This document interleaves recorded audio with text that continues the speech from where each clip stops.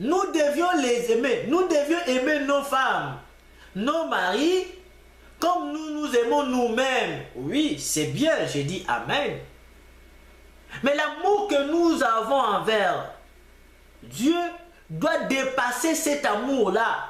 Voilà pourquoi c'est lui seul que nous devions adorer et rendre de culte. Pourquoi? Parce que de tous nos cœurs, de toutes nos âmes et de toutes nos pensées, nous l'aimons.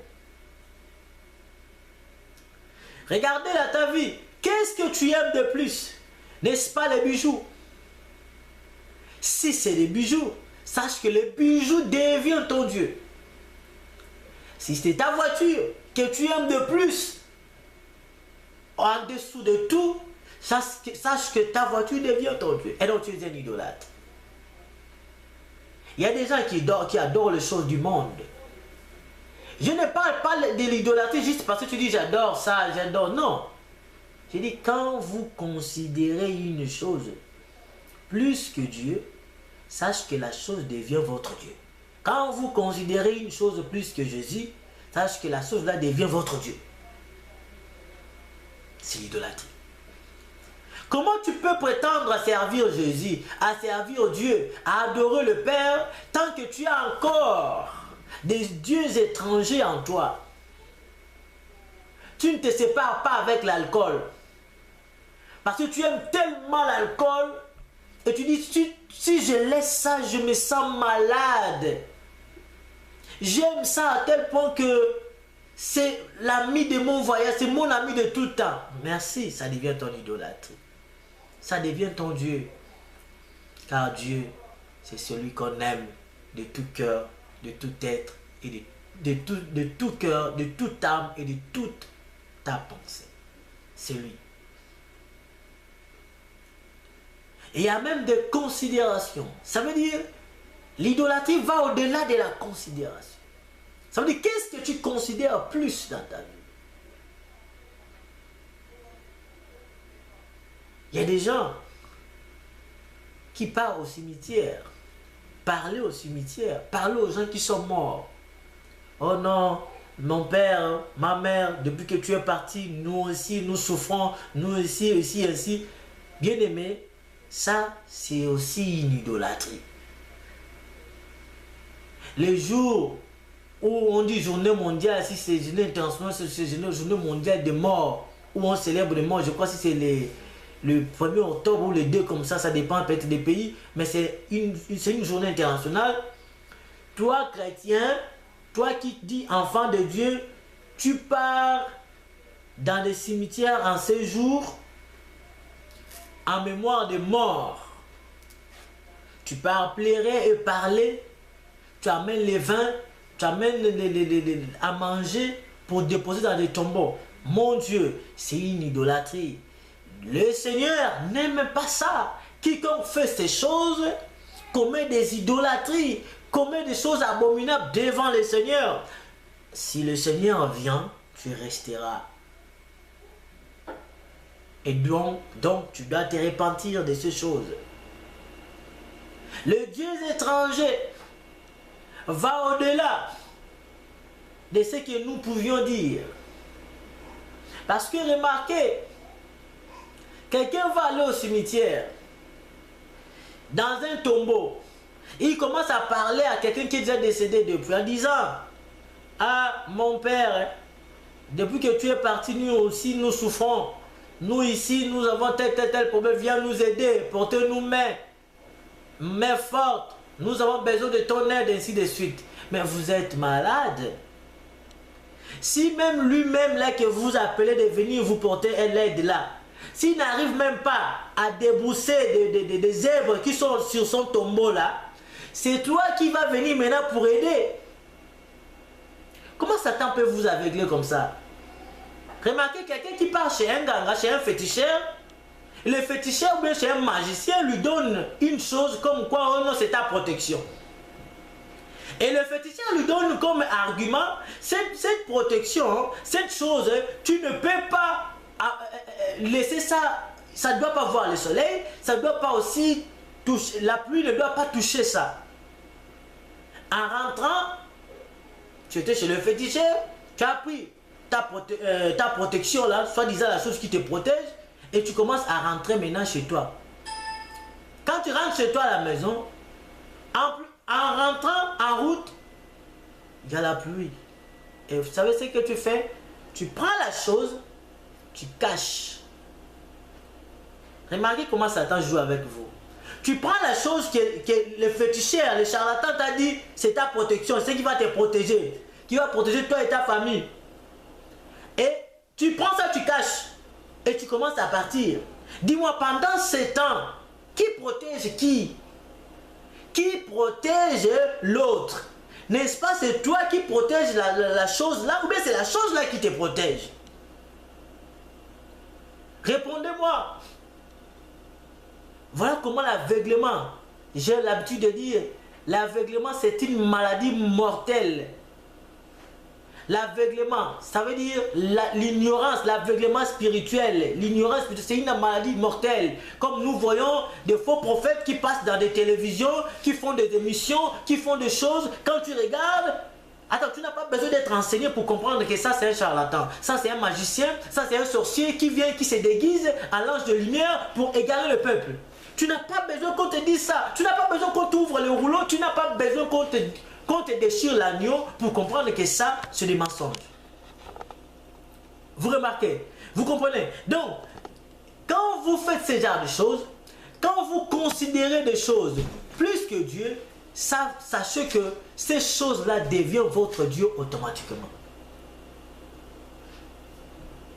Automatiquement. Quelqu'un peut accepter de ne pas prier, peut sortir, oublier de ne pas prier, mais s'il sort, il pense qu'il a oublié quelque chose, il a oublié le bijou, il préfère de rentrer vite pour prendre son bijou,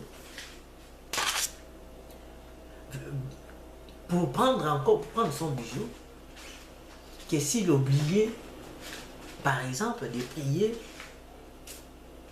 Vous comprenez déjà que cet homme donne plus de l'importance aux bijoux, aux habits et aux choses de ce monde plus qu'au Seigneur. Ça sert à quoi d'avoir toutes ces choses en toi et qu'il y ait l'enlèvement, tu restes, qu'il de ne pas l'avoir et il y ait enlèvement et tu pars. Je ne dis pas parce que tu as des bijoux que tu iras à l'enfer. Non, ce n'est pas ce que je dis. Mais je dis quand vous aimez et vous considérez une chose plus que le Seigneur, sache que la chose-là devient votre Dieu. Qu'est-ce que tu aimes plus dans ta vie? Bien aimé, même ton travail. Tu ne peux pas aimer ton travail plus que Dieu. Ça veut dire, tu vois cette écriture. Quand tu vas marcher, tu dois voir tout ce que tu fais. Tu dois te poser des questions. Est-ce que jusque-là, j'aime le Seigneur plus que toute chose, ou bien j'aime encore l'argent plus que Dieu? Parce que pour certains, ou pour certaines personnes, l'argent est leur Dieu. Voilà pourquoi le Seigneur a dit, tu ne peux pas servir deux maîtres à la fois.